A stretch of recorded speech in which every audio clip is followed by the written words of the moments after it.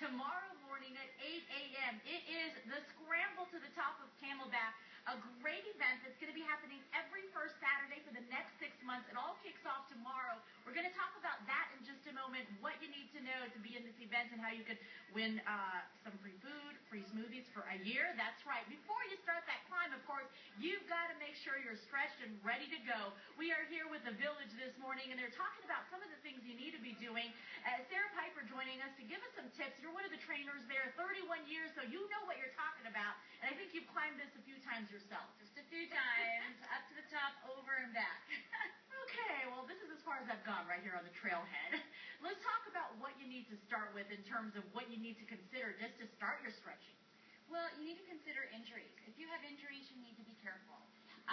Also consider the terrain. You know, Camelback is rocky, and we also need to think about, you know, are you going up a steep incline? Is it flat?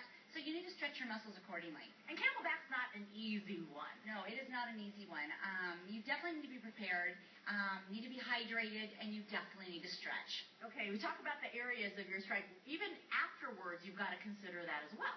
Absolutely. You know, I really recommend that prior to your hike, you want to do a dynamic stretch. You want to get ready to move. After your hike, you can do a little bit more static stretch where you're holding your stretch.